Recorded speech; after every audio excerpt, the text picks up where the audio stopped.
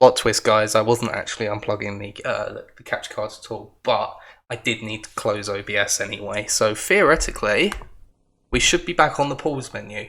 Can you guys see? Can you guys hear us? Is everything good?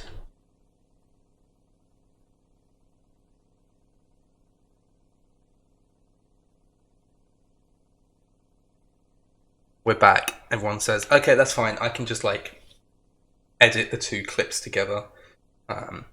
I've got to do a lot of editing for these last two streams before I put them up on the archive channel, but that's fine. Majima, if you just talk to make sure that your audio's not messed up. Oh no, he's gone silent. Oh no.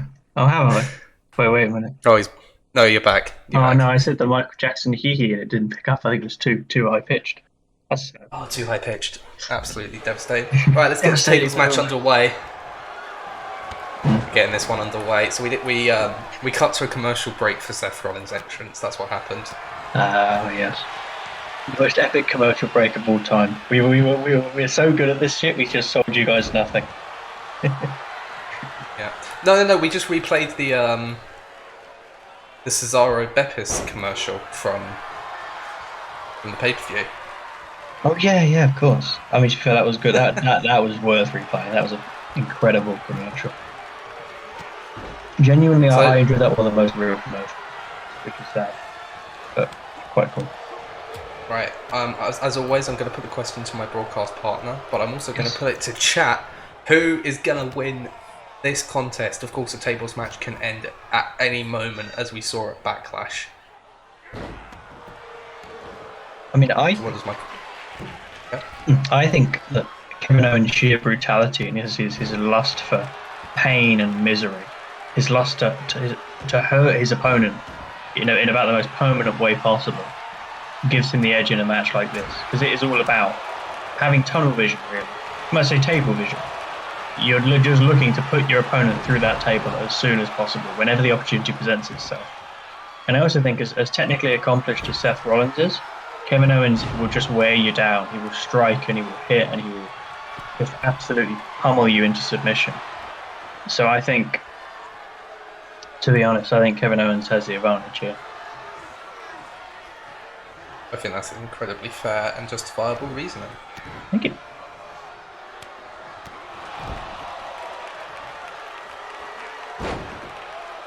Oh my goodness. Owens landing on the knees of Rollins, and Rollins did not seem phased in the slightest. Rollins now with a nice neck breaker.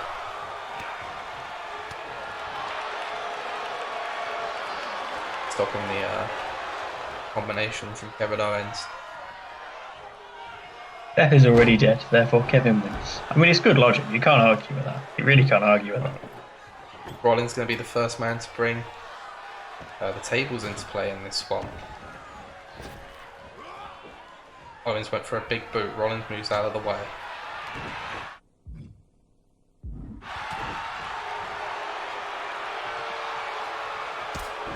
Oh, but a nice enziguri from Rollins. Neither man really taking control of this one to this point. Every time one of them gets a bit of offense going, the other one comes back. There's a big face buster there from Rollins. And now, Rollins in the corner, lining a stunned Owens up for a big move. What's he gonna do here? Oh! Black magic from Seth Rollins, but Owens getting straight back to his feet.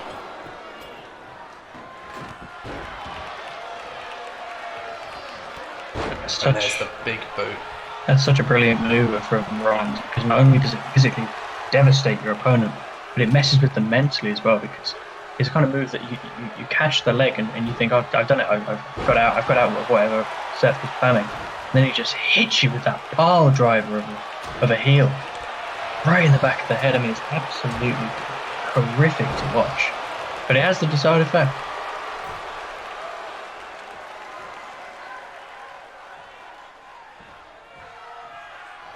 Rollins getting back to his feet. I think Owens was looking for a stunner, but there's the steel abs of Rollins just denying him. I'd also like to creatively put in my 2 cents, if that would be okay with my broadcast colleague. Yeah, Um, go for it. so I know that Good super kick from Rollins. Sorry. that was a great move from Rollins.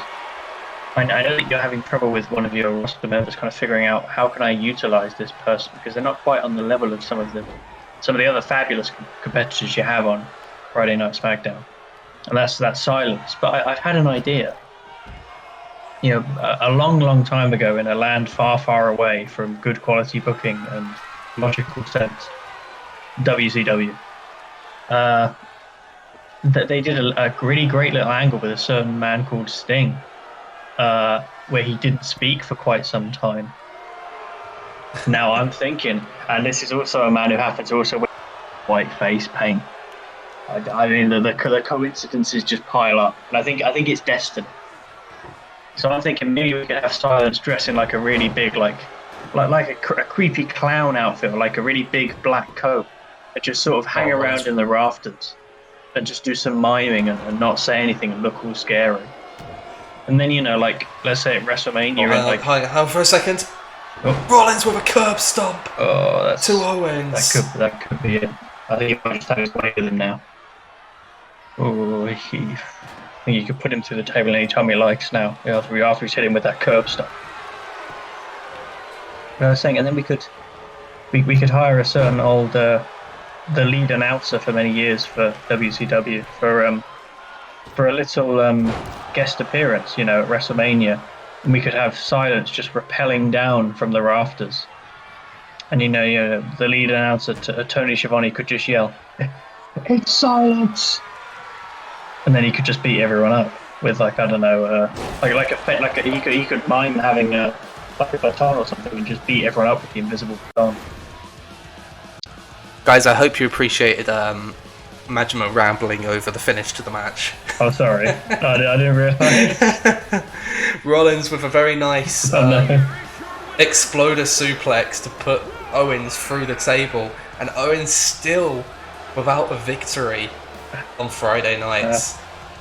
Well, I almost can't tell what was more off. My absolutely joke, literally meant as a joke advice, or my actual genuine opinion on how this match was going to go. I'm not sure which was more wrong, to be honest. Let's go. Let's go. Okay, I'll take that. I'm panicking. I'm gonna lose my job. Rollins with a very good win. After a slow start to life on SmackDown, he is slowly starting to pick up momentum.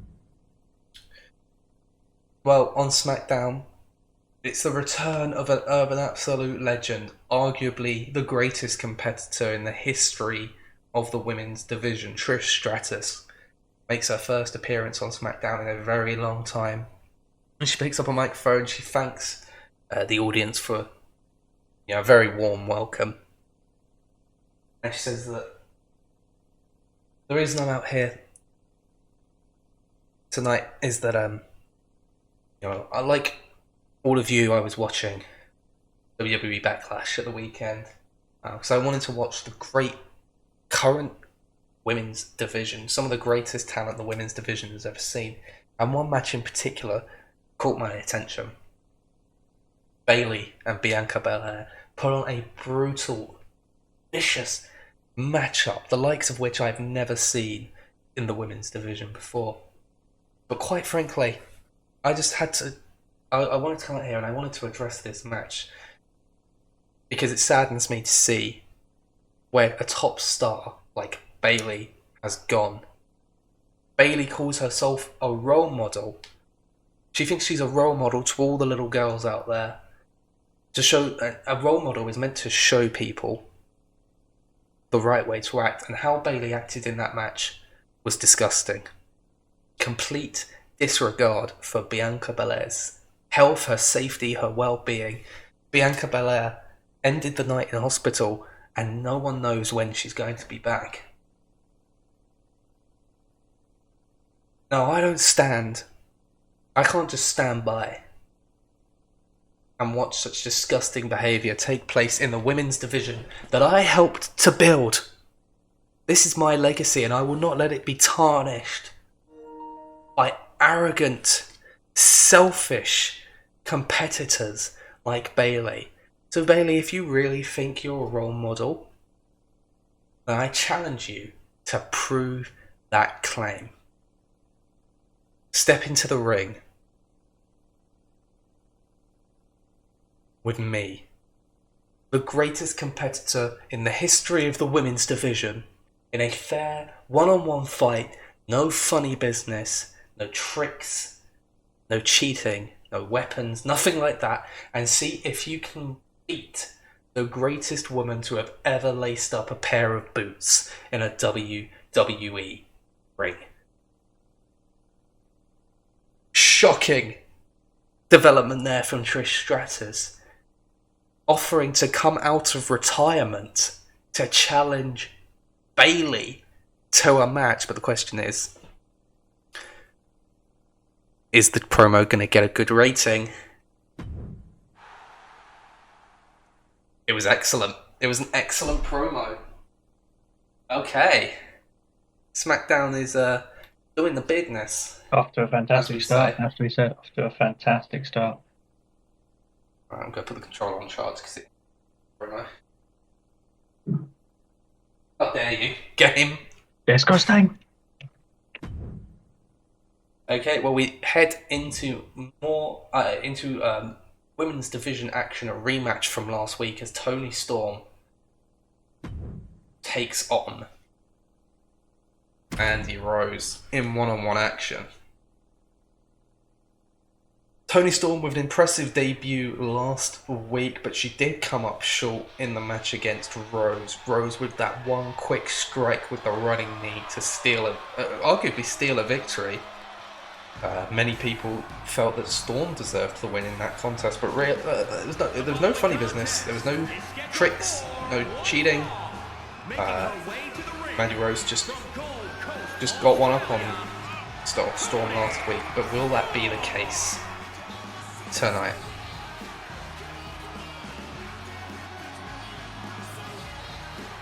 Two up-and-coming stars of the SmackDown Women's Division.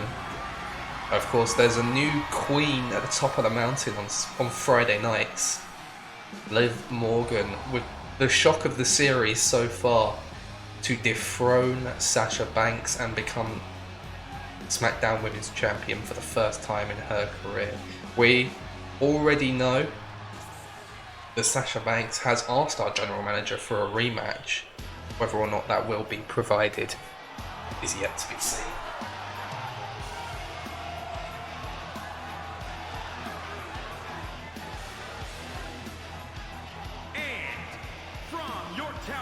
New York, Mandy Rose. Yeah, this is a match I'm looking forward to as well. Again, despite my allegiance to the red brand, the red show, I can't resist a good bit of wrestling, and this will be a fabulous bit of wrestling, no doubt.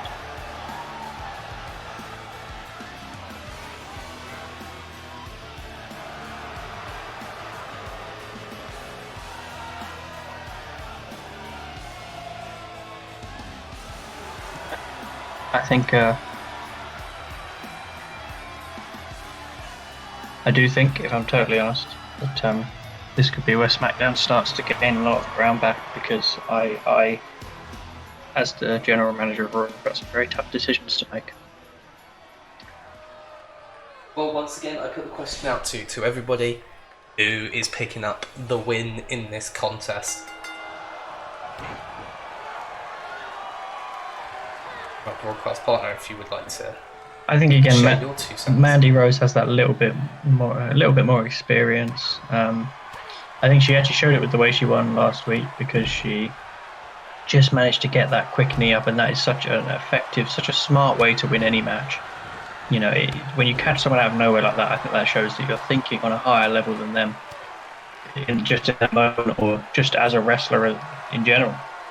I think that's the advantage that Mandy Rose has. Her experience has given her that ability to outthink Toni Storm But who knows? Maybe Tony Storm could prove me wrong. She certainly made a good account of herself until she lost last time out against Mandy. She could do something special here. Ooh, a pop-up headbutt from Storm, not afraid to do a little bit of damage to herself, to do more damage to her opponent.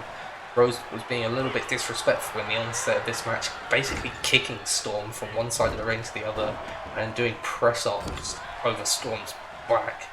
Seems to have angered Storm more than anything else. And Storm to the top rope, went for a frog splash. Too early for that. Rose gets the knees up. And over these last few weeks, we've seen a lot of that complacency start to creep in among superstars on both brands. You know, that feeling of I'm better than you, so I've got this one in the bag. It's a dangerous way to think. It can have some pretty dire consequences.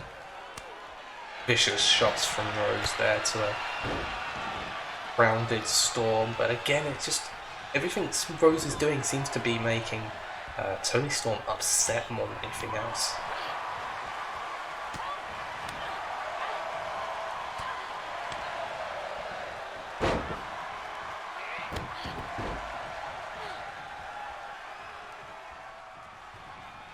Storm rolling through now, looking for that big neck breaker, and she gets it. Brilliant setup for that move. I love the way that move is really set up. It's completely catches the opposition off of their guard. Yeah, I think whenever you're placed upside down like that, you're disoriented, and you're in such an awkward position physically. There's so little you can do to get out of that. You have to come up with something really special, because anything you do to get out of that could end up hurting you far, far worse than your opponent was ever going to hurt you in the first place. Storm looking for a missile drop kick. Rose just gets out of the way of that one. And now Rose looking for the angel wings. But Storm, she was wise to it, able to get out of that one. Now Storm looking for an early finish to this one. Storm Zero connecting. Oh, I thought that was it. Yeah, look. I thought that was it. For all intents and purposes, that match looked over. I don't think Storm maybe just didn't have the cover in fully. Rose able to get the shoulder up at the very last moment. Massive shots there from Rose, starting to take out some pent-up aggression out on her opponent. Maybe the nerves are getting the better of Toni Storm a little bit here. Got to be careful she doesn't let it get away from her.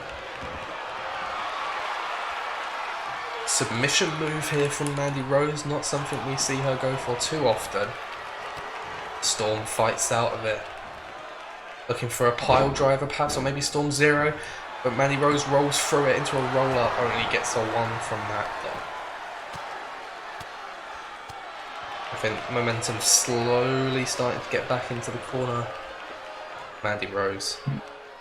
This is what you so often see in matches where one competitor does have that significant factor of experience in their favour. You just start to see... Oh, look! The way Rose just toyed with Storm there. Let her take a free shot and moved out of the way of it. You know, and that's another example of it. It's the power of prediction, the power to know what your opponent's going to do, even if you haven't faced them many times before. You're just able to see things coming. You know, a little movement, a little glance, a little hesitation can give the game away. When you've been in so many matches, when you've had so many tussles, when you've had so much experience as someone like Mandy Rose does. I was going to say, you don't see Mandy Rose go to the top rope too often, and indeed seems she thought better of it on that occasion. Storm though to the top rope, gets the missile drop kick this time.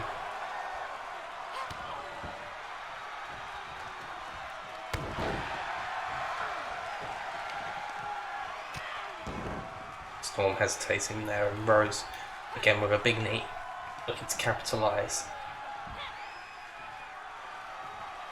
Slips in behind and capitalises with a German suplex. Storm getting fired up now. Chop returned by Rose, however. I think the problem is Toni Storm, to get anything out of this match, just has to not let anything go to her head, not let the hype go to her head, not let the moments where she's going to be under the cosh from Mandy Rose get to her too much. She's just got to keep on wrestling, keep on hitting, keep on grappling, and go for it 100% to the very end. Every time Mandy Rose looking for that suplex, Storm's able to slip through the back and get connected with a German suplex, and another German from a deadlift position this time. Mightily Very impressive. impressive from Storm so far, and there's a pile driver. She's bringing out all the big guns tonight. She's not going to let Mandy Rose win without a damn fight. That's for sure.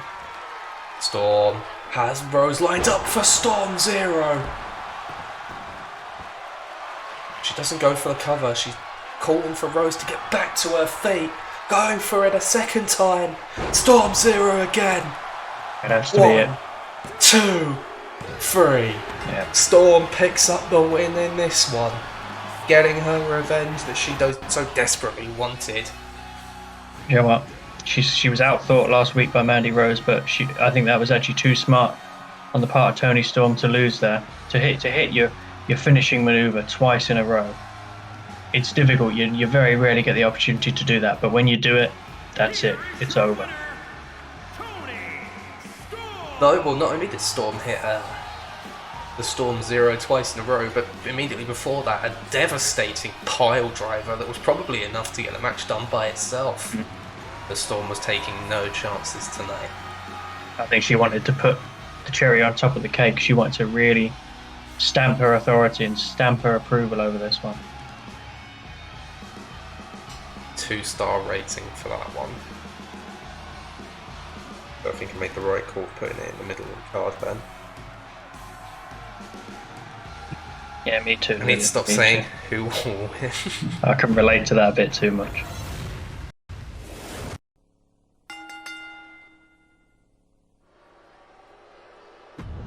Well, immediately following that match, the former SmackDown Women's Champion Sasha Banks storms to the ring, face like thunder, picks up a microphone, and she says, "Backlash was an absolute joke. I was forced to defend my championship against an upstart rookie who hadn't earned an opportunity, who had lost just as often as she had won. And through pure fluke, she walked out with my championship." Liv Morgan, using dangerous, disgusting maneuvers, stole what is rightfully mine because I'm the boss of Friday nights. I run this women's division, and that championship belongs to me. But you know what, Liv? Thank you, because you've helped me realise what's really important. Winning. Being the champion. Dominating opponents. Decisive victories. You've woken the fighter inside of me. And I know that I need to be SmackDown Women's Champion. I need it more than anything else. This is my legacy, and I will not let it be tarnished by some kid who thinks she's the next big thing. No, you're not. You got lucky at Backlash. I took it easy on you. And yes, that was my mistake. But it's not a mistake that I'm gonna make twice. I am going to take that championship from you by any means necessary. And if I have to break you, if I have to leave you a crumpled mess in the middle of this ring, then that is exactly what I am going to do. I am going to become the champion again by any means necessary. And I don't give a damn what anyone thinks about the tactics that I am going to use. Very aggressive from the boss there, saying she's going to win. She wants to win the championship back by any means necessary. I'm not sure I like what that implies, but the real important thing is it's an excellent promo once again. So it's done what it needs to do, and it brings us to our main event. Randy Orton's asked for a championship match. He's going to get it as the new #1 contender, going one-on-one. A big dog, the head of the table, the tribal chief, Roman Reigns. The Universal Championship is being defended on SmackDown. Let's get into this. The following contest is scheduled for one fall and is for the WWE Universal Championship.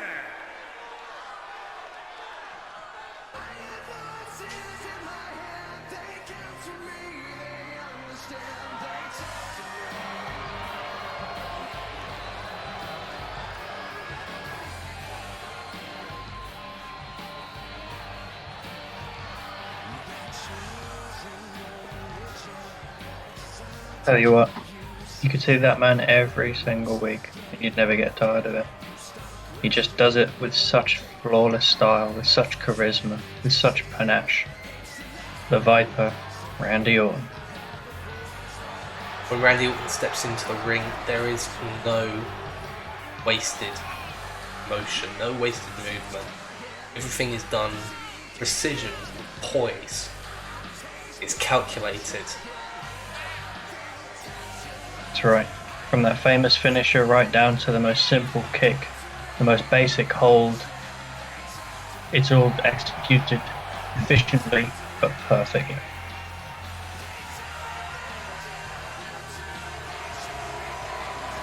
There's a very strong case to be made that Randy Orton could well be the greatest to ever do it. He's definitely up there, a first ballot Hall of Famer. You don't get to be a 14-time world champion by accident.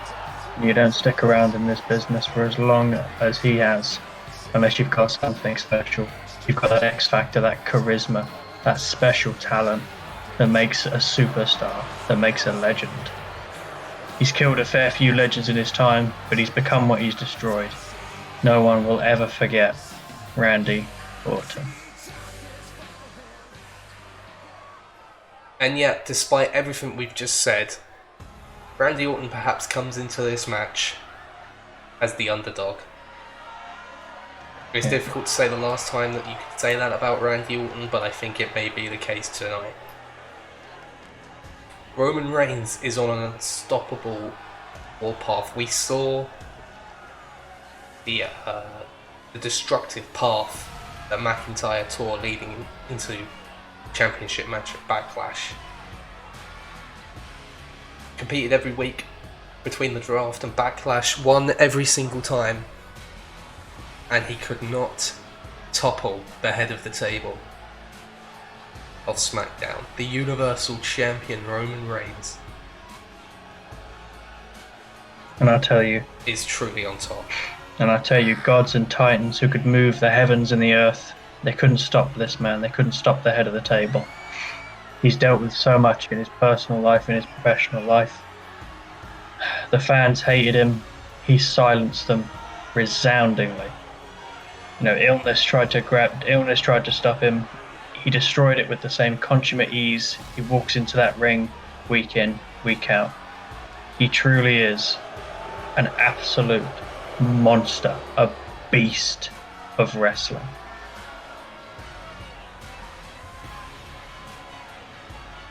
I think most people, even on their best days, would not want to step into the ring with Roman Reigns. Randy Orton, you know Randy Orton does not fear Roman Reigns, but he is absolutely going to be wary of his dangerous opponent tonight. Randy Orton looking to capture that coveted 15th World Championship tonight. Let's get the introductions underway. St. Louis, Missouri, weighing in at 250 pounds, the Viper, Randy Orton.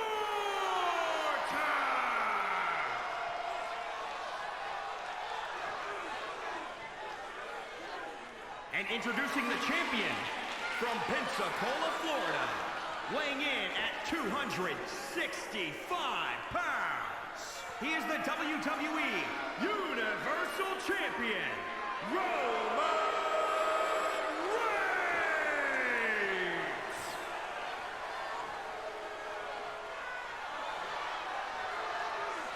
Reigns handing over that championship to the referee. Could he be letting go of it for the final time? Talk about how dangerous Roman Reigns is, but Randy Orton, one of the few people who might be just as, if not more, dangerous. I'll put the question out again. It's a difficult question, but who's walking out with the championship tonight? Majima. Respecting as much at. Oh, hang on a second. Hang on a second. Straight out the gate, Randy Orton looking for one of his biggest manoeuvres. With the spike DDT! And he's connecting a massive start for Randy Orton. But Reigns back to his feet and a big boot to the jaw of Reigns. An electric start. But sorry, I will pass back to my colleague. It was food for thought, put it that way. That was unbelievable. I've never seen anything like it. What a start we are seeing to this match. I think I very rarely say this, but I don't think I can call this one. I mean, it's I've just been I'm as stunned as the crowd here. I can't believe see.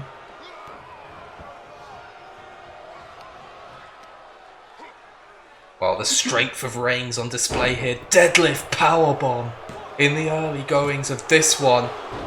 Gets a a 2 count, but it wasn't close. They lifted Randy Orton there like it was a sack of feathers, made it look like child's play from the head of the table. I think that spike DDT to open up this contest has just pissed off Roman Reigns. Oh, he's furious. He will be absolutely fuming.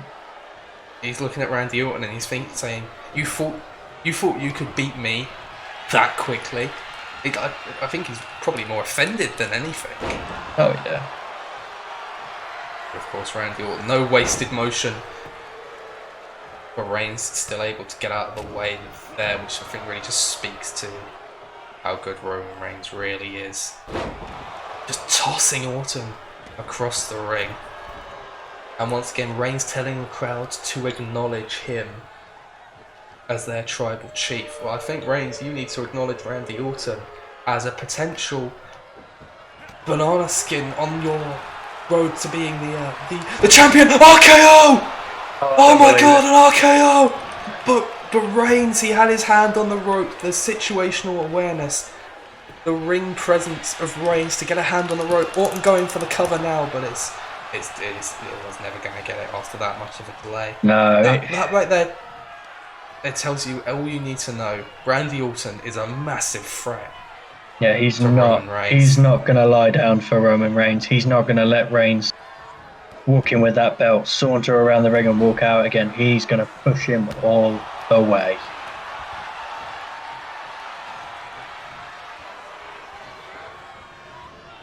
Orton has taken control of this contest out of nowhere.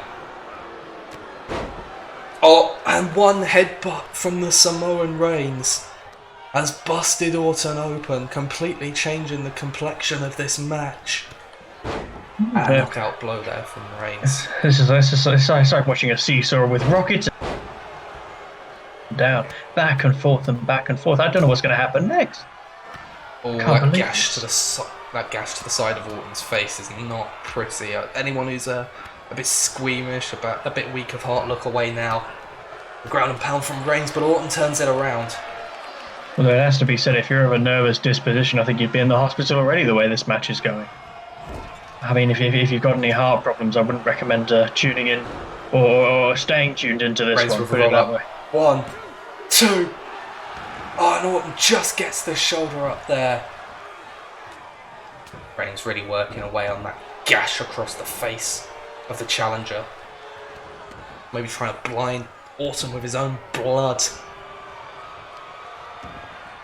And now another deadlift powerbomb incoming from Reigns. Definite strength advantage for Reigns in this contest. And now once again he's lining him up, looking for the Superman punch, and he gets it this time.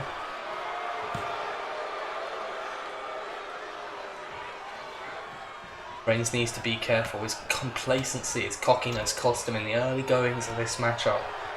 He had to eat an early RKO in this contest. Didn't cost him in the end, but he needs to be focused. Can't take your eye.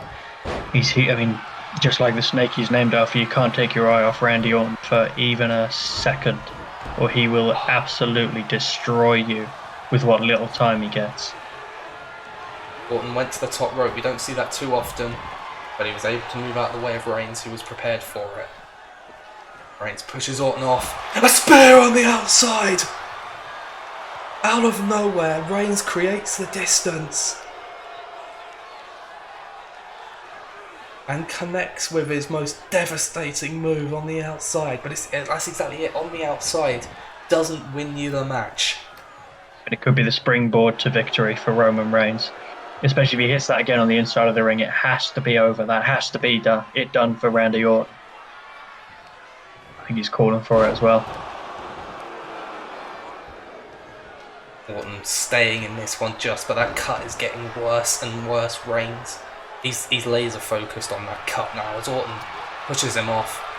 Looking for the RKO, doesn't get it. Reigns looking for a spear, but Orton just able to avoid it. I'm not quite sure how he's avoided it, but he has.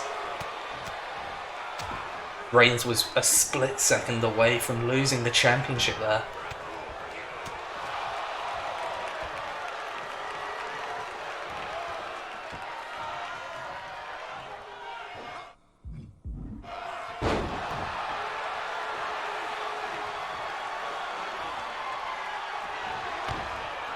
Oh, and there's blood to Reigns now as well. Orton returning the favour, and here come the stomps.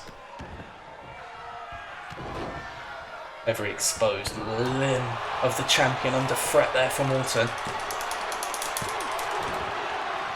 Reigns forces the shoulder up from the Orton stomp. And Reigns with a guillotine! He's got it locked in! Out of nowhere! And Orton's out! Just like that! Good. Reigns, he sensed his championship was in danger. And he knew he had to strike when Orton least expected it. Straight from the pin into the guillotine. And Orton passes out almost immediately. Winner, and still the WWE Well, Reigns showing those war wounds sustained at the hands of the WWE's apex predator. Reigns came very close to losing that championship tonight, but he walks out still the head of the table on Friday nights. There's a lot about the big dog, the head of the table, that even when he comes that close to losing the belt, he can make retaining it look so swift and so easy. I mean, I know he's got some war wounds there right across his head, but if he's got war wounds, then some of the blows that Randy Orton took from him during that match were nuclear. Okay, breathe. It got the rating I needed. Why is it, if there was ever a match that deserved a better rating, that was it. Like, that was, I would probably have given that like 4.5 at least as a viewer. Like, that was brilliant. That was probably one of the most enjoyable matches to play that we've had so far. Oh yeah. I would actually arguably say that was better than the first Strowman Sheamus match where they broke the ring. I think it's up there. Like it's at that level of pure hype. I can't believe the first move in the fucking match was Spike DDT. I know. He just straight up picked him up and just did it. Just got on the ropes and did it. So okay, well, okay, yeah. You're not just going to give us a second to fucking breathe, eh, Randy? You're not going to let us actually process what's happening. You're just going to try and kill him. You're just going to destroy him from minute one. Okay. Okay. Nice. What a match that was. Fantastic. Absolutely brilliant. I've got a very hard act to follow. Well, let's see if Raw can follow up. Let's see. Take it away, partner. I will take it away as soon as... Okay, here we go. These two faced each other a number of times throughout the past weeks.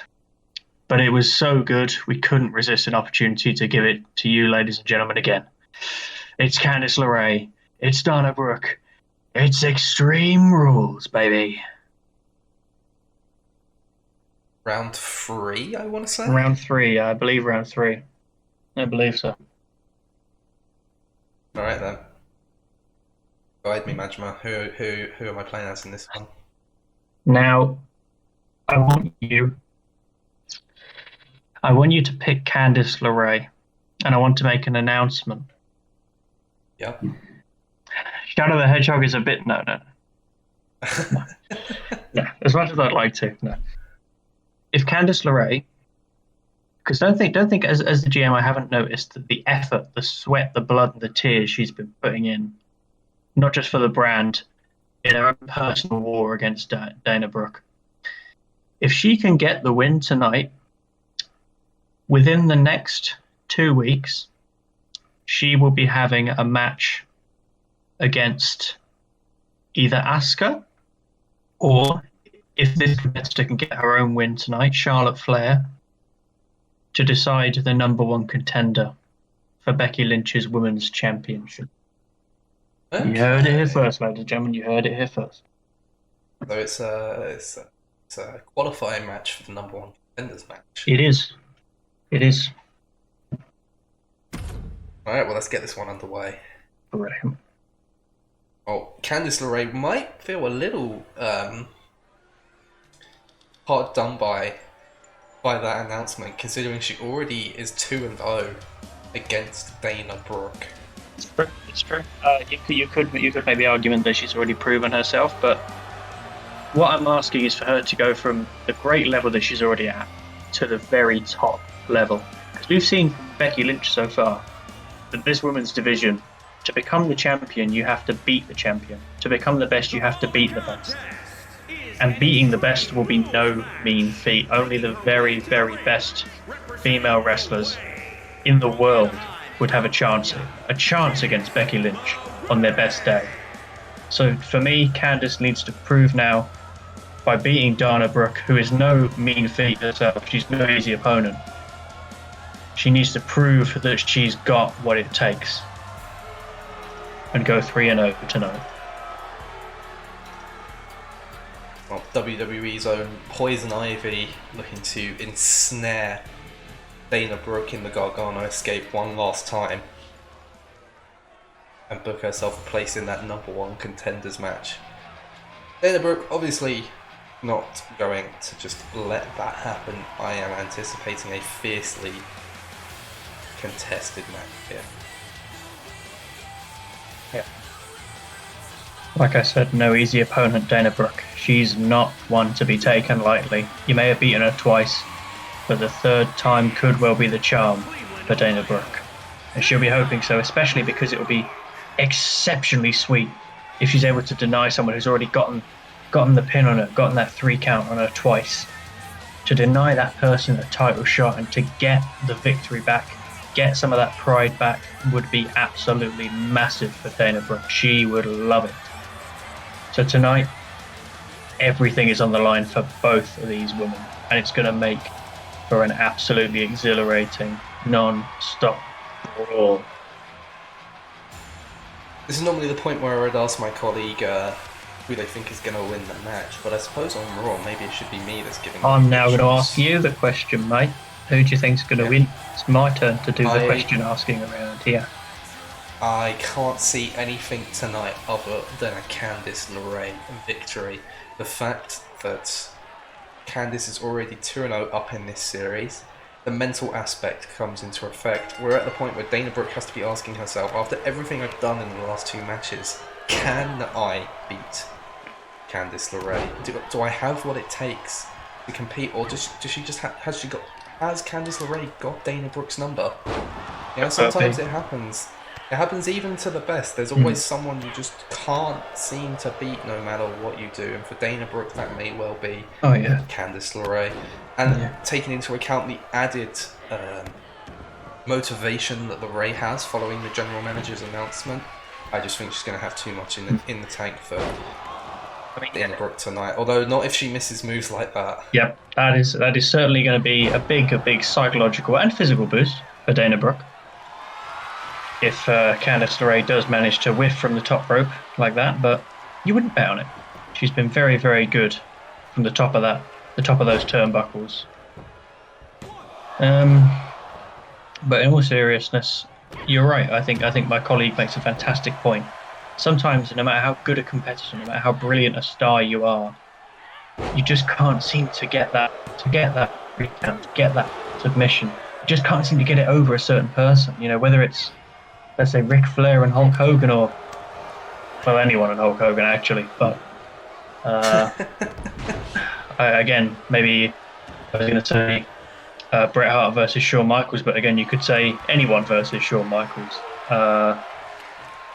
But sometimes you just can't get that 3 count. You just can't pull it out of the bag, and you do start to question yourself. You think, well, I'm doing everything right. I'm hitting devastating moves. I'm not letting them get anything in, and they just snatch it at the end. They just always seem to have that one up on me. Like, what do I have to do to win this? I think that's, at the moment, that is what Dana Brooke will be asking herself. But she's got to harness that and use it as a motivating factor. Use it to say, I'm going to show that I have what it takes. I'm going to show that I know what I've got to do to get one over Candice LeRae, to turn the tables around. Although it's ironic because this is the only match of the night that won't involve tables, but we like a bit of wordplay here on Monday nights. Well, Candice LeRae definitely controlling the early goings of this match, but just a slap from Dana Brooke to take control of this contest, but she's heading up to the middle rope now. I don't know if that was the right plan. Doesn't look like it was there. It's interesting because that slap reminded me of. Chair just had a mind of its own there. It flew out the hand of Candice LeRae and allowed Dana to hit that big swinging neck breaker that she's so fond of. The chair, which ironically doesn't have any kind of neck, human or otherwise, saw Dana coming in for that neck breaker and said, "I'm not taking that, brother," and got out of the way. Very smart move from the chair tonight. The winner of this match between Candice LeRae and Dana Brooke is in fact the chair. Is in fact the steel chair. Although I was reminded partly from those absolutely disgusting blows. What a manoeuvre! My colleague's feed will catch up with a second, and he'll see just how that was brilliant. It was. I mean, the chair didn't even have to throw itself out of the way that time. It was fantastic. It's a beautiful manoeuvre by Candice LeRae, and that's what she's capable of. She's not just some brawler. She's not just some thug. She's a fabulously accomplished technical wrestler, a brilliant craftswoman. That's what she can do in this ring.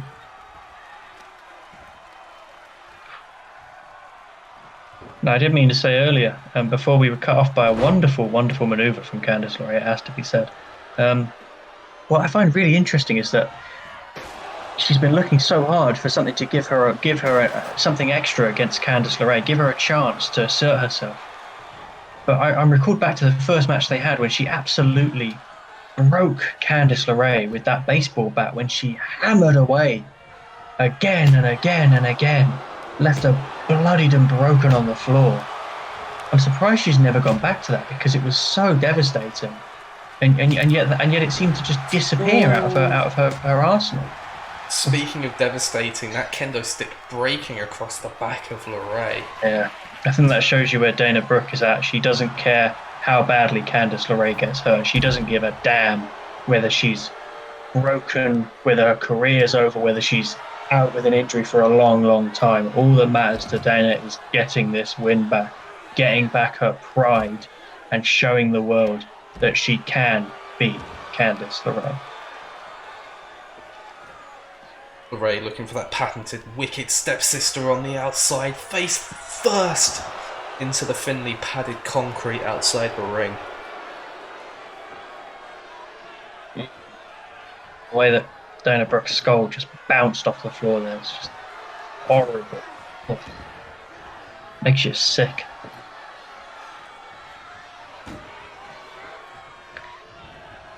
Well, I suppose if there's anything we've learned from this series of encounters, if there's one thing these two women don't have when they face each other, it's an off switch.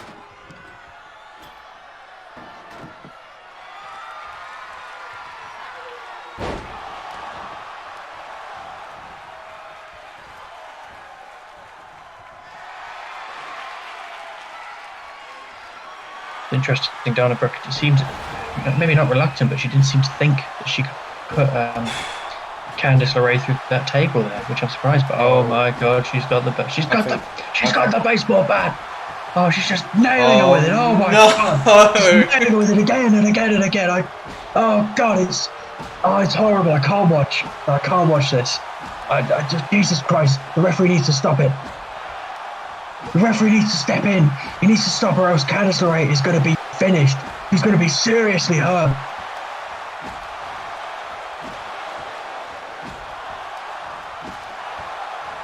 I wonder if Dana Brooke may have heard your commentary. She's doing exactly what you suggested. If I could go back in time, I would have stopped baseball ever being invented to stop this moment. Or I maybe would have just stopped myself speaking. Oh, how has she got out of that? LeRae has the Gargano escape locked in. God, out of nowhere. Oh my God, she's locked it in. Oh, I don't believe this.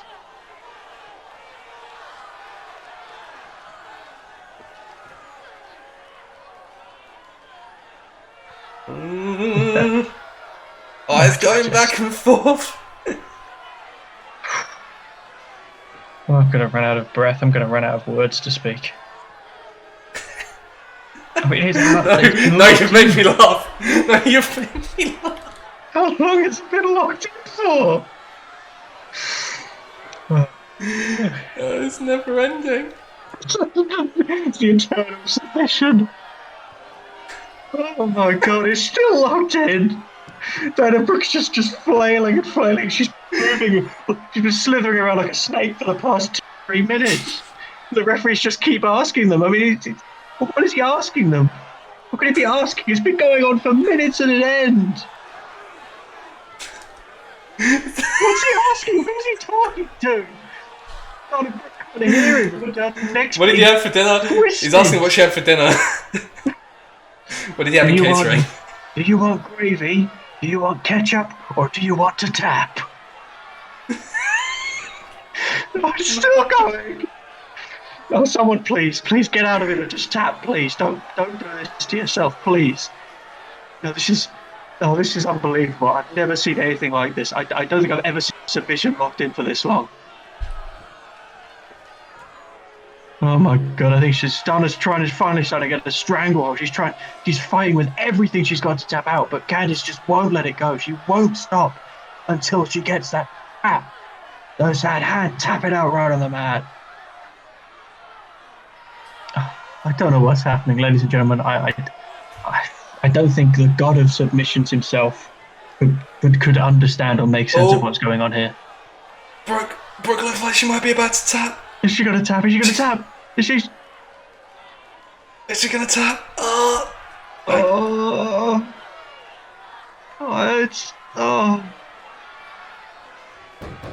it's finally.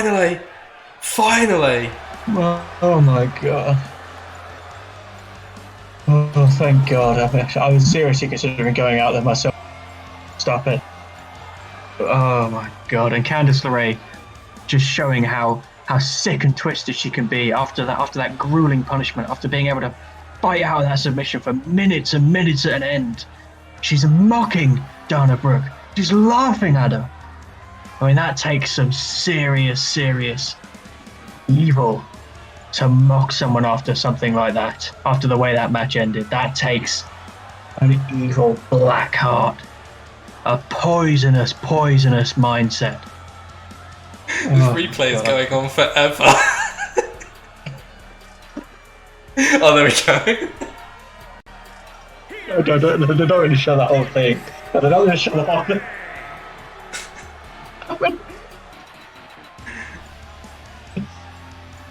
Could you imagine if the replay actually showed the whole thing? Do you know what that's made me think of now? That was like the equivalent of Pogba's penalty run-up if he did it from the opposite end of the pitch. That submission. Oh wow, okay. 3.5 stars. Let's go. Let's go.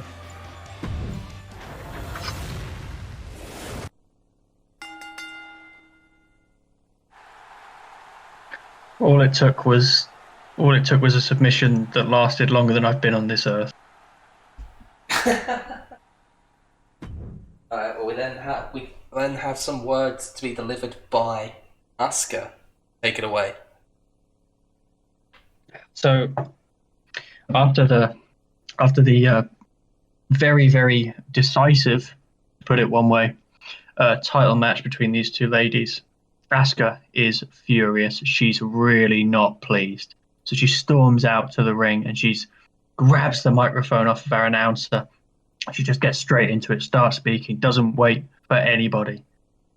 She just says, after all that, after all this waiting around I had to do, after Charlotte Flair whining and moaning and bitching, I get that match. And that fraud Becky Lynch locks in the disarmer. She knew she was losing. She knew she didn't have what it takes to hold on to that belt against me.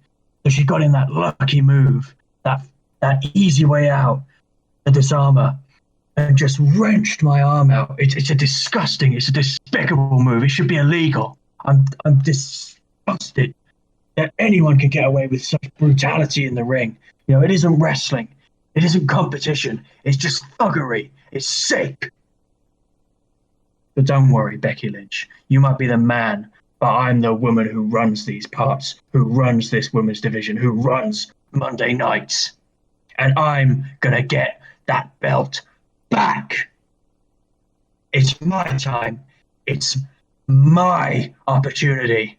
And it's my turn to break you.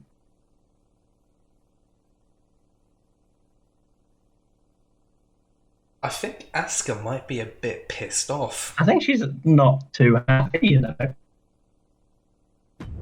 I could just imagine her hair just gradually going more and more red as she says this, and then it just sets on fire at the end with the rage just let out in that promo. It was a good promo. I think it's made a rivalry though. Doesn't seem to. That's frustrating. That's like the third or fourth thing you've done with those two. It still hasn't made a rivalry. I have, and they had a great match. They had a great match. Well, it brings us on to our tag team contest. Two unexpected teams. To say the least, a couple of old timers lacing up the boots once again. See you, Gudgeon. Thanks for coming to the stream. So, Majima, if you want to let me know which team I'm taking up in this. I would like you to take up Mansoor and Samoa Joe. Okay, since it's a tables match, it'll be tornado rules. So, do you want me to take one in particular, or is that up to me? That's up to you. I will leave it up to your discretion. You are also welcome, and this might actually be my preference, is for you to just switch between whoever in the ring. Well, it's tornado rules, so they're both all four are going to be active at the same time. Well, in that case, Samoa Joe, please. I was leaning towards Joe, so Yeah. That's fine. Cool, very nice. Now, ladies and gentlemen, I know that you in the WWE universe, so to speak, or the Raw universe, might we say, have been giving us some suggestions if they do go forward together as a tag team for the name of the pairing between JBL and Big Sexy Kevin Nash. A couple of my favorites include Big Stetsy, like the Stetson hat that JBL wears, or Brad Knife, obviously a reference to Big Sexy's devastating finishing maneuver. We did have one suggestion that I think I'm not going to reveal who said this because I'm concerned for their safety. And I also recommend that if JBL or Kevin Nash know a way of tracking down someone's IP address, I would recommend you probably move to a new location, maybe buy a new house sometime soon, because this name suggestion came in from someone who evidently thought it was very funny because it put ha ha ha about 10 times at the end in all caps. They said it should be called the Geriatric Protection Agency, which I don't think either of those men are going to be very pleased by. So I'd really recommend you refrain from insulting someone who is probably going to be able to kick the shit out of you in the future. That's just my advice. That's just my advice. Just to cut away from the commentary quickly, no, Lily, I had not seen that, but I'm actually not that surprised. Oh, what, was E3 today? No. No, E3's in the summer. Well, Samoa Joe did call out JBL at the Backlash pay-per-view, which I believe is where this match has come from. Although I don't see quite how Mansoor and big sexy Kevin Nash come into the equation. But Mansoor definitely becoming a mainstay of Monday nights. Monday Night Manny put on a hell of a performance in the main event against AJ Styles, coming up just short in that WWE Championship. Thank you for bringing that up, my good colleague, because I actually did forget to tell everyone why Mansoor and Kevin Nash have had a bit of beef.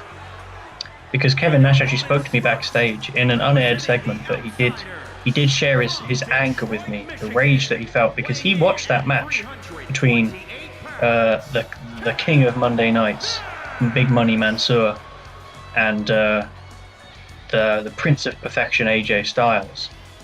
And he said, the one thing that really pissed him off was that whole, 5 moves of doom gimmick, The people who used to saddle him with that, and even now he'll be going, even now he'll be treating some wise ass who yell out, "I do move number 3" or some dumb shit like that. And he said that really pissed him off. So he watches this kid because he was bored. He didn't have anything better to do. He just thought, "Hey, I'll stick on, see how they're getting on nowadays. See what crap they're putting on now." So he does that. And he notices this kid, Mansoor, within about 1 minute, has exhausted 5 different moves. And this brings it back into Nash's head, this jackass down the street yelling shit at him, and the whole 5 moves of doom, and he starts getting a bit pissed. And then Mansoor in the next 2 minutes uses another 5 moves. And then in the next 2 minutes after that, he uses another 5 moves. And by the time he's got to 20 moves, I think Kevin Nash said he actually felt like a vessel had popped in his brain. And he decided, you know what? I'm going to go out there. I'm going to use 5 moves the whole match. And I'm going to kill this fucking kid. I'm going to break him into bits. Oh my god, it's raining money! Anyway, here's JBL. It's raining money!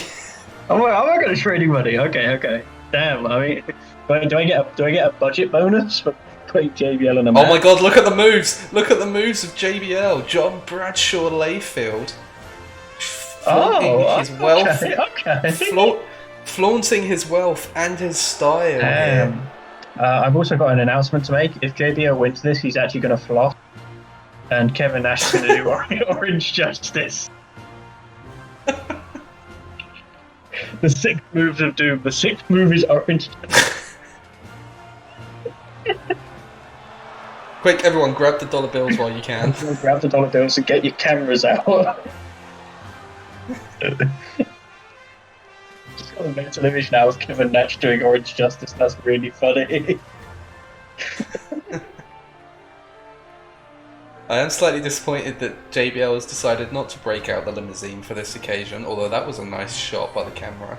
Sure. Oh, that was really cool. I like that. Right, tables rules in this contest. Remember, 1 man goes through a table and his team loses. Yep. And all 4 competitors are in action in the ring at the same time. There's no tags. It's tornado rules tonight. So things are going to get pretty crazy.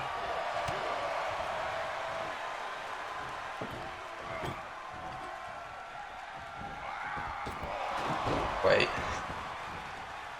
Hang on. Wait a minute.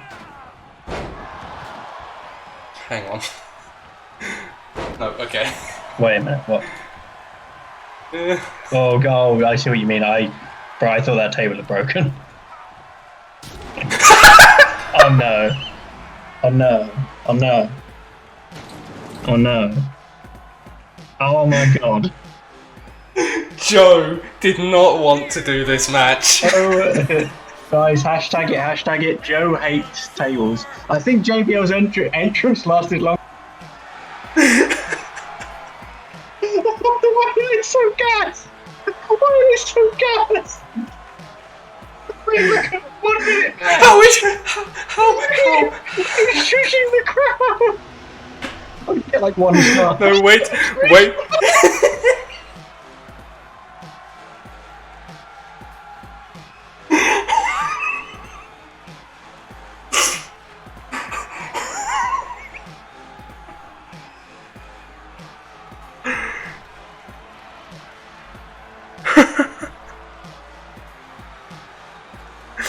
I think I've killed Majma. It was a 1 minute match. So gas, this one was like, oh shit, we did it. He just picked him up. Oh my god, fucking kill off the tables matches, get rid of them. This match we have is a tables match. Is Becky Lynch just gonna walk in, kick her in the fucking stomach, and then punch her through a table, and the show's over in like 20 minutes? Oh my god! I've never seen something so catastrophic that's actually benefited the show so much. That's not a 3-star match. Like, I'm sorry, Madge, it's not. that match lasted less time than the submission It in did. the previous It did, match. it did.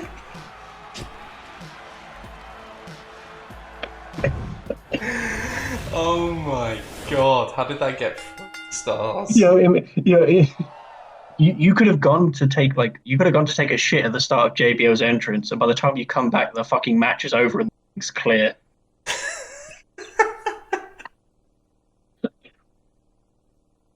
I'm gonna die. Oh my life. Give us Oh my 3 stars. life. What is this bollocks? I feel like you definitely didn't. Did you know that the table was there on the outside of the ring? Yes, I was like, surely. I knew it was there, and I was like, surely this won't work. Surely this won't work, and it did. My man got killed by an invisible tape.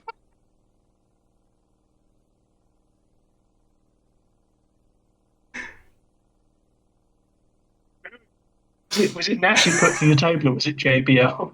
It was JBL. Bro.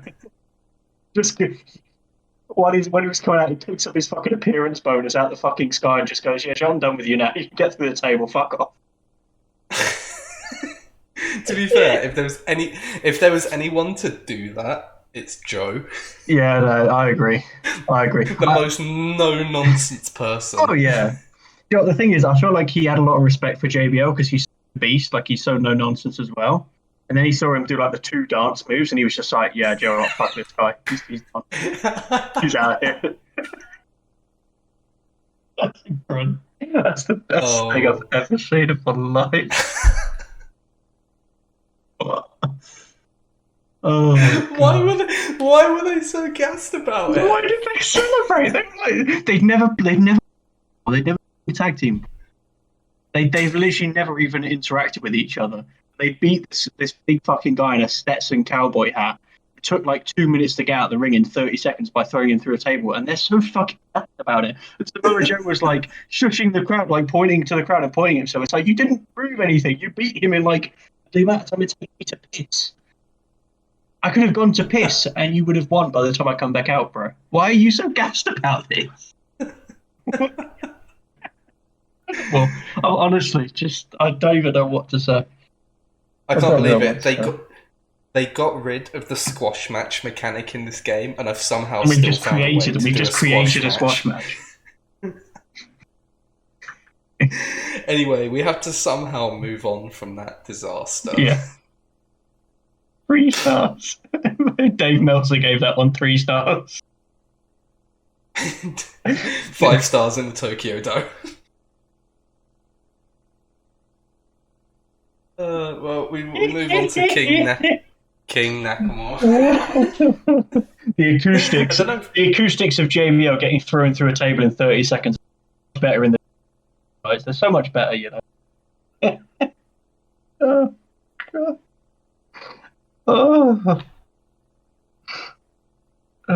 Okay, we're going to move on to our next bit of scheduled programming and try and forget that ever happened. Oh God. I won't do that in the main event. I appreciate it. It's not as funny to be fair, but I'd rather have an actual wrestling match in my mate.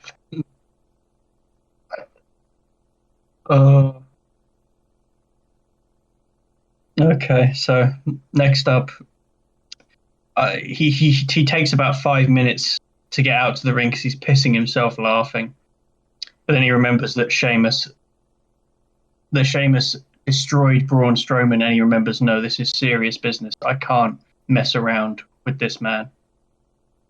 And he takes the mic and he says, yeah, I know I've had a slow start on Monday Night Raw. I've come up against some absolutely devastating opponents. You just saw what that man can do. You just saw how he doesn't take prisoners. He doesn't play games. But neither do I. I'm the king of strong style, a lineage that goes back decades, a lineage that has taken everything from the men who chose to make it their own.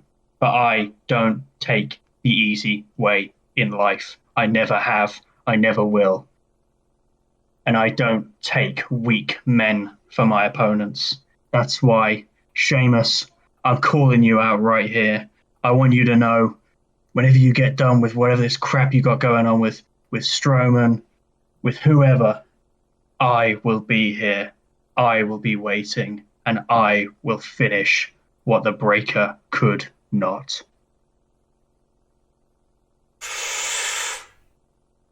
I want to see this match. So do I, not gonna lie. I want to see this match. I just know for a fact it's going to get a shit rating. It got good rating. Okay. It got good. And the rivalry Good, has it did grown. grow. Okay, so at least one of my promos was actually useful. Oh dear. Do you know what? I've had a thought Mm. about the other one. I don't know this for a fact, but I'm wondering if you can only have one singles rivalry going at any given time. So maybe because Lynch is considered to be in a feud with Flair, it won't let one start with Asuka. I think it could be that, or it could be the fact that her and Asuka tagged together, maybe, because they did have that rivalry going Maybe. for a while. So it could be that. But then I Maybe. really don't know. It's a shame because I really do want Asuka to be. I really do want Asuka to get her moment and get like her chance to shine. But it's a little frustrating. It's a bit of a roadblock, but you know, we had a great comedy segment in the middle of the show to clear up any negative feelings. I mean, Asuka's moment being ruined by the fact that Charlotte Flair is in the way, that sounds like WWE to me. It does, yeah. Pretty accurate to real life programming. Can't argue with that. But anyway, speaking of Charlotte Flair and being in the way of a moment, she'll be hoping that Becky Lynch's moment of being an unchallenged, dominant women's champion will be over. And the first step to making that happen is getting the win tonight. It's another tables match. Yep. The last one was so fucking good. So nice we had to do it thrice in one stream. It was so nice. I just had to bury JBL.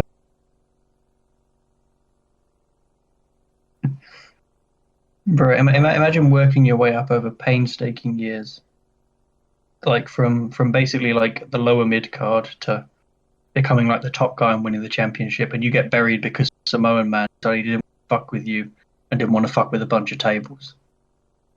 Imagine. Who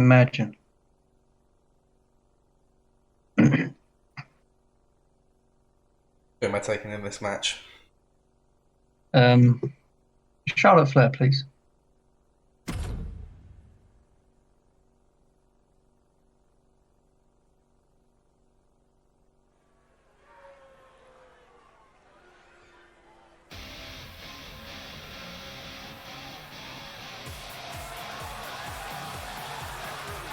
Okay, you know what? I've actually got the perfect start for this match. Eat chip. Pick up person. Put person through table. Smile. Leave. Making her way to the ring from the Queen City, Charlotte Flair.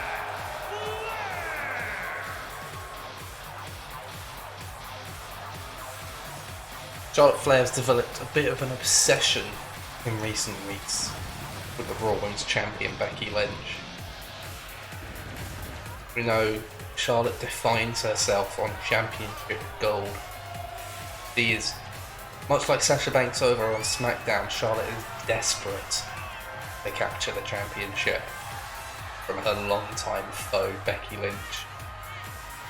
This is not a championship match tonight, but if Charlotte can walk away from this heated confrontation with a victory, that's got to put her right to the front of the line for a championship match. Absolutely. I mean, she will be at the very top of the waiting list, the very, very top rung of the ladder to climb up and try and take Becky Lynch's title. But to face the champ, you've got to beat the champ, so to speak. To get a chance at that title, you've got to beat the person who's holding it. And that's what Charlotte Flair's going to have to do tonight. It's as simple as that.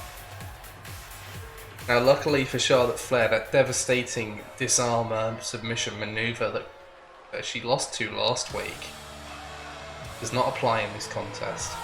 Yep. But here comes definitely one of the most informed competitors in WWE at the moment. Oh, yeah. I say right now that if we were allowed to do this match, I think Becky Lynch would stand the best chance of beating Roman Reigns out of anybody. And I would also say the same for our own men's champion AJ Styles. I think thanks to some unfortunate outdated local wrestling laws, we can't put on our ladies against our men, so to speak, which is a real disappointment because this woman right here, she calls herself the man. She could well be. She could probably beat just about anyone at the moment. You would back her against pretty much anybody. And to be frank, I really don't know who would come out on top if she was to face either of the men's champions of SmackDown or Raw. I really don't know what would happen. But the main thing that matters right now is how is it going to come? How are things going to go when she faces up once again against Charlotte Flair?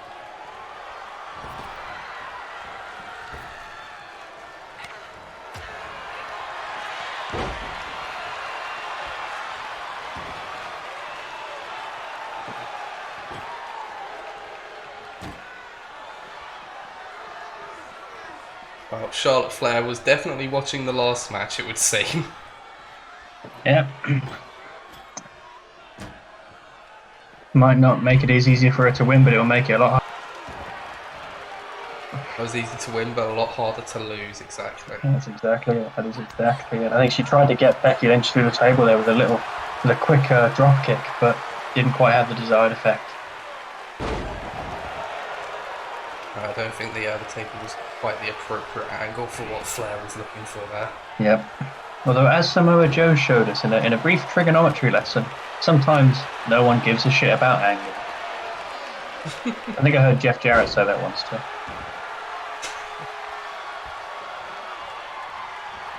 Or might have been about to be exposed to another lesson of Steiner maths there. If you take my 30% chance of putting you through a table, plus Well, Mansoor's 50% hang on a chance second. of putting you through a table. Becky Lynch with the STF there.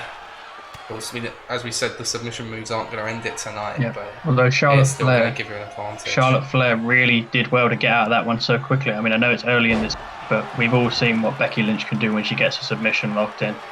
She did really well to get out so quick. You say it's early in the match, but during their last encounter, I would say that the disarmer was locked in fairly early in the match. It's true. It's true. The match hadn't gone on that long when Becky Lynch just ended it instantly with that disarm. I mean, it's almost like the kind of things that pretty much every women's competitor in our division will be having nightmares about facing down that. And thus, by extension, you have nightmares about facing someone like Becky Lynch. I mean, she is just. I know our men's champion has been pretty dominant too, but not to the extent of Becky Lynch. No one. I've never seen anybody dominate a championship belt quite like she has. But we all know that Charlotte Flair is a very confident lady. She's going to believe that she has what it takes to take the man down. But whether she does, that's another matter entirely. Oh my god, what the wherewithal from Lynch there. Oh! Yeah. It's a brilliant rollback. I mean, that was... Oh, it gets better. It gets better. Right into the chair. God, that was a sickening blow. Blackjack face first into the chair. That was absolutely sickening. A big boot from Flair. May I ask our viewer if they're here, Lily? Can we get your reaction to that incredible tables incident previously? I'm pretending to hold a microphone up to the screen. Sat here. And Flair looking in the figure eight. Oh, I think she's trying to give Lynch a taste of. She knows she's not going to get the win with this. It's just for her own satisfaction. Yeah. But Lynch is not going to give it to her. But she did get her in it for a lot longer than Lynch managed to get her in her own submission maneuver earlier in the match. Maybe that means something. Maybe that gives her a little bit of a mental boost.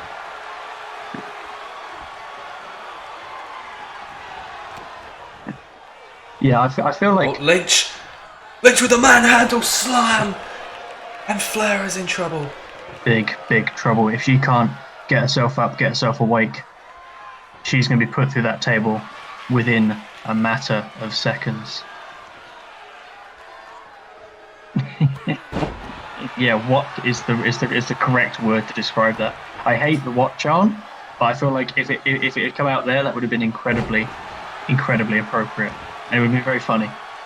Not that it wasn't funny already, it was fucking hilarious. It was the funniest damn shit I've ever seen. I'm still laughing about it now. We've ruined the show. We've ruined it, we've also made it so much better, like at the same time. Yeah, Lily, did it say why they cancelled E3 actually? Because Disarmer! Oh my god, it's in again. Oh my god, it's in again. Then we'll see what's going to happen now. What? Flair is going to get out. Flair gets out. Flair gets out of that disarmer. That is unbelievable. The first woman in this entire company to do it, and that could be big. That could be huge for Charlotte.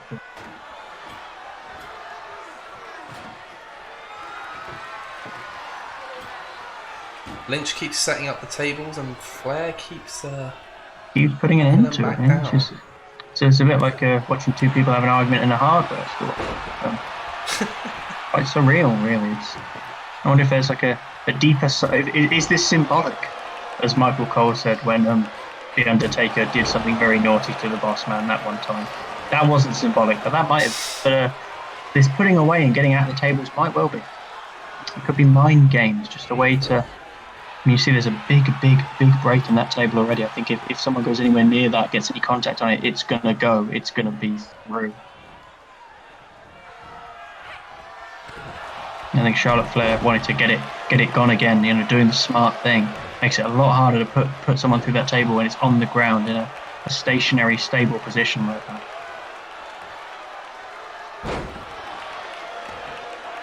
Yeah, I was big boss man Undertaker match earlier. The only reason I didn't say it is because I don't know if mentioning it would be against terms of service. Do you know what? It might be actually. Instead, we'll talk about the Kennel from Hell match because that's just stupid. It's just dumb. It's just really dumb. Although to be fair, like I know that the whole angle of him, consuming the canine, put it that way. I'm pretty sure that's okay with terms of service. The whole angle where Al Snow consumed his own canine was kind of iconic. Like not for the right reasons, but it was kind of iconic. Flair's been working away on the legs of the champion, trying to take away that vertical base. Yeah, I mean, there's such intelligence, but such intensity here. Like they're both just really trying to apply a critical, painful strategy to this match. Yeah, that's really what this is all about. It's about not only am I going to beat you, I'm going to outthink you, I'm going to embarrass and humiliate you here. And I guess you could say ultimately that's the essence of every tables match, particularly the last one, but also this one too. Oof, Flair missed there too. Bad miss earlier from Flair. No, may I ask my esteemed colleague? Flair looking once again for the figure eight. She's definitely working away on the legs of the champion. This has become a battle of brains now. This is a war of wills. It's all about. It's not just about winning a simple tables match. It's about getting the mental game on, getting that psychological one-up on your opponent. It's about embarrassing them. Like I said, it's about humiliation here tonight. Again, Lynch gets out of the figure eight, refusing to submit, even though it wouldn't bring about the end of the match. My colleague, I believe you did have a question for me a moment ago. Yes, I have an incredibly important question. It might decide the future of the way that we discuss this match and wrestling in general. Have you ever actually seen the Kennel from Hell match in full? The match, no. No. That was a fantastic spear from Charlotte Flair, by the way. I just like to see my feed is caught up. That was absolutely brilliantly executed. But the Kennel from Hell match, what makes it so great is the fact that the dogs were supposed to be like bloodthirsty and ravenous. But within, I think 5 minutes, you had the dogs barking at each other, licking each other, trying to get jiggy with each other. Yeah, I remember. And a lot of pissing. Like they just piss everywhere. The dogs pee everywhere. And you also have the moment afterwards when Al Snow's got out, and like Big Boss Man has to sell like these dogs are like the most deadly creatures ever, but they're just there like smiling and barking and panting and like pissing. But he skirts his way around the edge of the whole cell, and like he has to climb up the top and then down again. And he just bolts away when he gets on the floor. But they're not doing anything. Like they're just there like pissing themselves and having a really good time. It's like, why are you afraid of these poor little Rottweilers? They're friendly. And then the dogs chase after him, but one of the handlers just fucking stacks it and trips with the dog on the way out. It's just really funny. It's just really entertaining.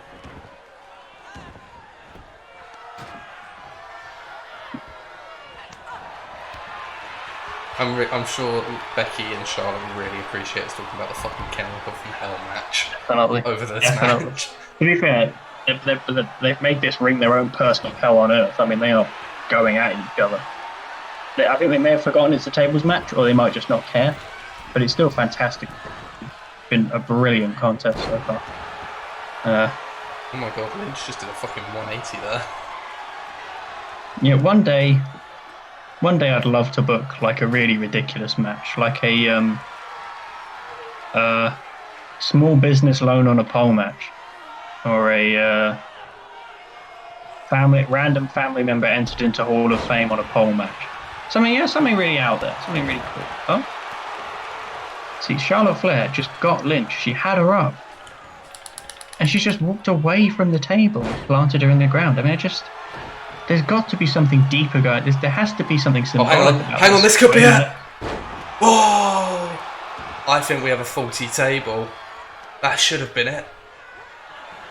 If Lynch goes on to lose this match, I think she's justified to be angry. You mean Flair? Flair, yes, sorry. To be fair, I feel like regardless of justification, they'd both be pretty friggin' pissed. Wait a minute. Oh! Well, I can't believe it! She's done it! Oh my word. Oh my goodness. She did it. She beat Becky Lynch. She dethroned the man, but she hasn't fully gotten her out the kingdom quite yet. I mean, that...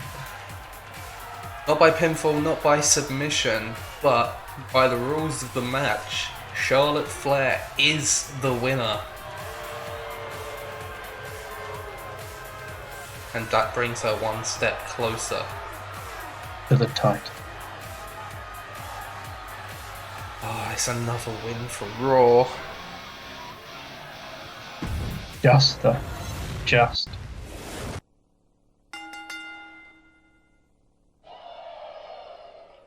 And the Right, let's rivalry have a didn't look even at- go up from that either, which is a bit frustrating. Right, SmackDown. Good booking. Your opener and main event were the highlights of your show, as they should be. Focus on raising the quality of a higher show result. Seth Rollins triumphs against Kevin Owens. Complimentary wrestling class and a satisfying performance was involved. Owens in particular distinguished himself in tonight's match, displaying a natural aptitude for the tables rules. This match made fans happy. A solid display between superstars and given plenty enough to work with by their general manager. But here's the thing. Really, Charlotte Flair won, but arguably Becky Lynch has not lost. She wasn't beaten. That's the thing about a tables match. Yeah, the thing is, it's its own beast, so to speak. You can't really predict. You can't look at a tables match and say someone gets the win in that match. They're going to beat someone in a normal match. You just can't tell. You can't know that for certain. Mandy Rose second best against Toni Storm. Superstars with growing fandom, complimentary wrestling classes, satisfying performance, acceptable experience, enjoyable but nothing to rave about. Randy Orton crushed by Roman Reigns. Two superstars near the pinnacle of wrestling popularity were on show in tonight's match. Featuring an exciting clash of fighter versus bruiser classes, highly praised due to a spectacular in-ring performance from the superstars. The high-stakes championship match kept the crowd glued to their seats as they waited for the outcome. The crowd's boos echoed throughout the match as they witnessed two bad guys in the ring, the audience unsure of which superstar should get the loudest jeers. Using normal match rules made this a standard contest without any surprises for the crowd, without an established rivalry. The crowd's enthusiasm was at a low for this match. The match made fans happy, a solid display between superstars were given plenty enough to work with by their general manager. Heading over to Raw. Good booking, your opener and main event were the highlights of your show. Focus on raising the quality of your matches for higher show results. Candice LeRae triumphs against Dana Brooke. The anticipated contrast to fighting bruiser classes drew the viewers.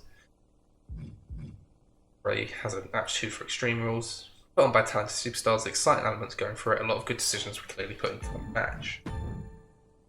Kevin Nash and JBL suffer narrow defeat against Samoa Joe and Mansoor. Narrow. That's To be fair, as narrow as a fucking circle, mate. I mean, to be fair, the amount of offense in the match was fairly even.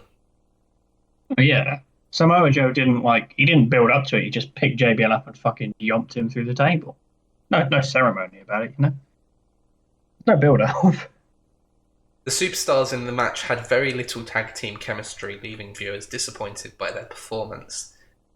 But the match made fans happy. Okay. Becky Lynch second best against Charlotte Flair. Complimentary wrestling classes, but both superstars dragged it down with all performances. Lynch in particular distinguished herself in tonight's match, displaying a natural aptitude for the tables rules. Interesting. Okay. Okay, well let's head on to the results for the week. 51,500 for SmackDown. Specialist Messiah USA. Wow, Trish Stratus was on the card tonight. Great to see her in the ring again. Raw Underground EU. Kevin Owens has a really great feel for tables matches. SmackDown should take advantage. Chair Spears. Sasha a bad guy? Never saw it coming. Legend Circle RU. Can't SmackDown give us a bit more variety? Let's see some superstars with different classes. Glorious Underground Brand. Seth Rollins gets the win over Kevin Owens. Hashtag SmackDown. Randy Orton says Roman Reigns caught me on a bad day. It'll be a different story next time. In Your Snob 84, Trish Stratus called out Bailey tonight and knocked it out of the park. Your poetry. Drew McIntyre. Nice work, Roman Reigns, but you're going to need to step it up against me.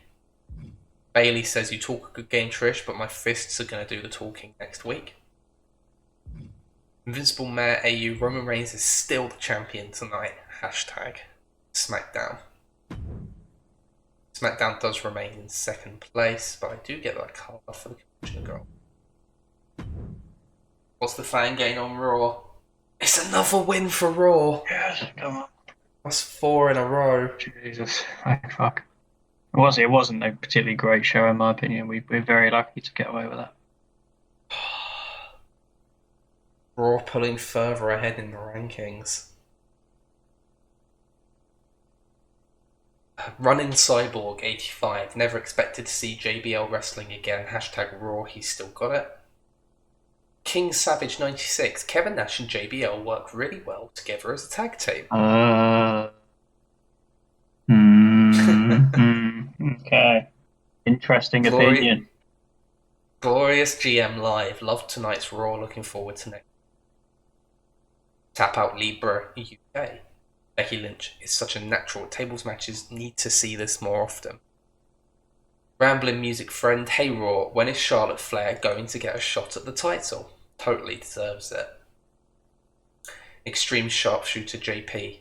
Really solid contest between Candice and Dana. Love it when contrasting styles mesh like this. Raw Catcher Brand says, tonight's Raw started strong and ended strong. I liked it. Nice. Unstoppable Streets 76 says, Mansoor and Samoa Joe have absolutely no chemistry as a tag. I didn't really get a chance to have any chemistry. Yeah. Royal Catcher 82, really varied show, added to the quality. Keep it up, Raw. Glorious Commissioner Mega, can't wait to see Andre the Giant make his Raw debut. And you also complete Commissioner goal. Nice. What did I get for that? Was it free arena booking? It was, yeah. That's handy. That's good. That's good. Oh, you're nearly 40,000 ahead. Honestly, I think I got very lucky there. Like, I think you actually put on a better show than me. I scumbagged a 3-star rating. And actually, I'm almost a bit disappointed that the main event didn't get a great rating. Like, I get the finish was a bit abrupt, but I thought it was quite a good match. But not classic, but I thought it was quite good. But no, yeah, the fact that tag team match got 3 stars kind of is a bit of a joke. Because the game is supposed to also account for like how long the match goes on. Like it actually supposed to give you like less stars if it's a squash, and I think that probably counts as a squash. Dear. No, I do. Right, we're 3 weeks away from Payback. We are. Oh, hello. I've got a few things here. Okay. Just a quick reminder: your fans want to see great matches, but they also want to watch a show with a lot of variety in its fights.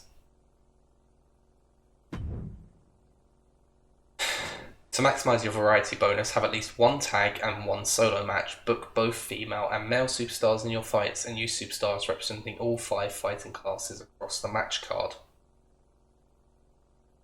Okay, I'll keep that in mind, Hunter.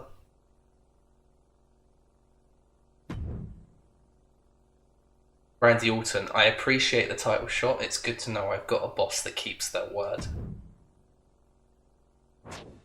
I wasn't able to take home the gold either way. Just wanted to let you know I appreciate that you even gave me the opportunity at all. Thanks for staying on top of things. That seems very uncharacteristic of Randy Orton. Why is he being nice to me? He feels like such a nice chap. It's so not Randy Orton. Pete Dunne has approached me. I think you should put me in a match with Cesaro. Trust me on this.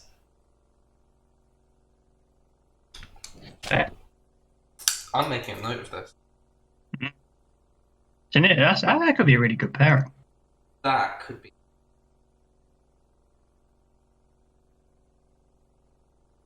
I didn't actually have anything particular planned for either of them at the moment. Yeah. Okay. So Pete, that's not in my plans. That sounds like a great idea. I'll make it happen within the next weeks. Yes, I knew you'd agree. Can't wait to see that match on the card. Thanks. Okay. That's 4 wins in a row for Monday nights. SmackDown falling further and further behind. I need to take some measures. Madge, what do you say we just have a quick look at the position of like the free agents and stuff before we lock in the Yes, stream for the night? yes, and I also want to leave off with a bit of a not an announcement, but like a bit of a teaser. Okay. The free agents this week. Okay. See this. Ooh, wow. Oh my goodness. That is a really, really good selection of free agents, actually. Yeah. Wow. Can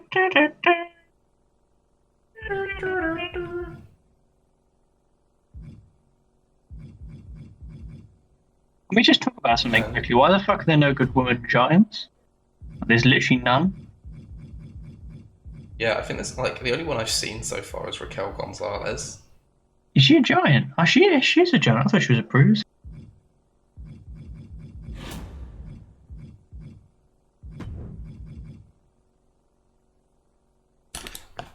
Okay.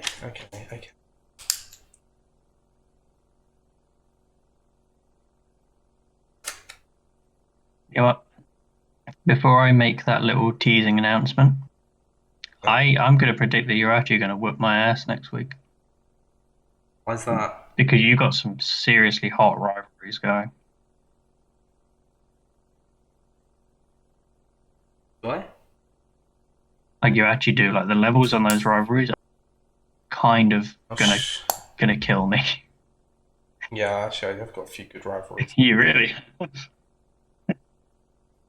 Shit, yeah. I've got a lot of them as well. You do. Oh, this is what I sort of meant before. Is like you are in the position where you can just like you like I've exhausted a number of my own rivalries, so like you could seriously just crush me at points. I think.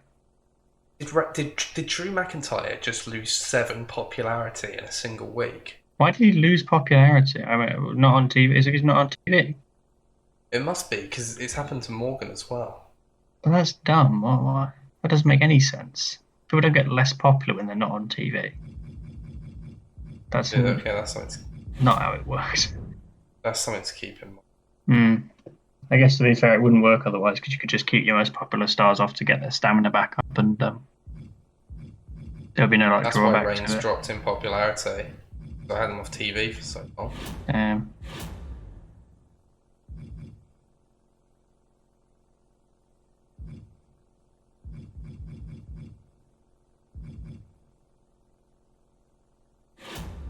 Come on, give them both. So give both those popularity things to silence. Go on. You know you want to.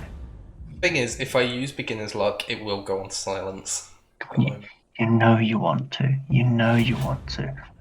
Triple H is saying schedule a run in on your most popular available star this week. That'd be Reigns. I think so. Yeah. What do I get? What would I get for it? Free arena booking. Yeah.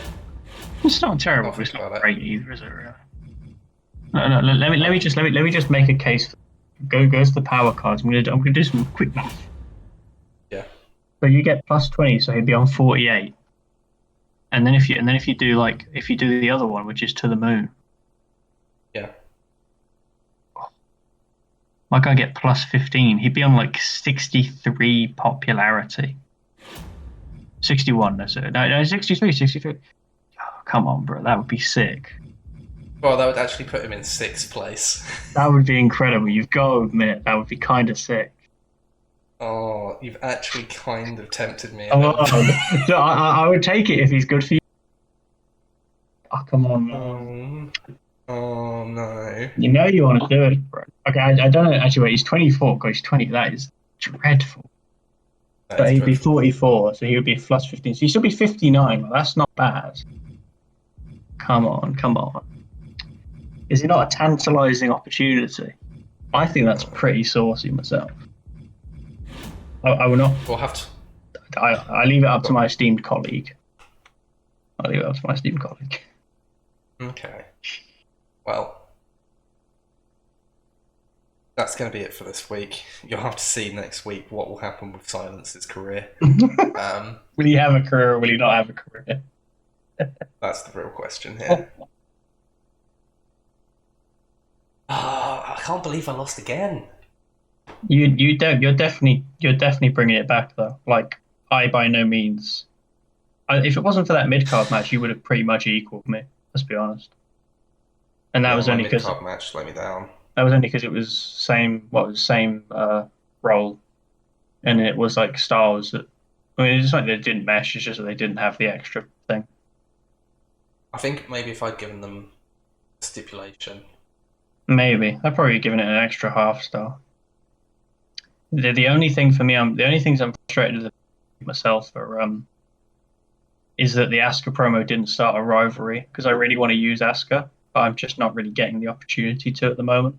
Like nothing's really sticking, which is a bit frustrating. And also the fact that I guess I would have liked to get a little bit more out of that main event match in terms of the rating. Like it was a great match, but in terms of the rating, but I can't really complain. A 3-star, 3-star, Yeah. not bad.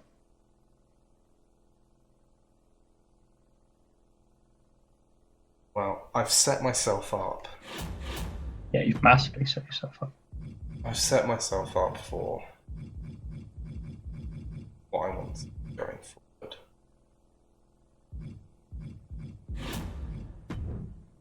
Gotta be patient.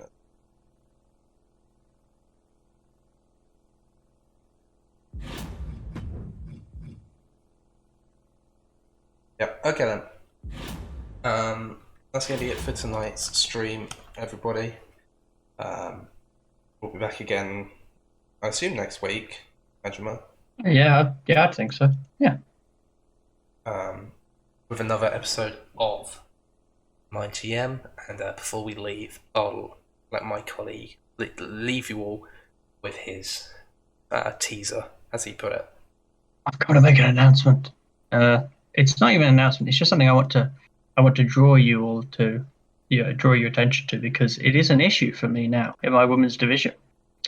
Because I did say that I would give Candice LeRae a shot against whoever won, or against whoever managed to become the number one contender for Becky Lynch's title. But the number one contender is Charlotte Ray, who I said would get a title shot if she was able to win today. So we've got a bit of work to do on that front, haven't we? We'll see you next week. Good night, guys.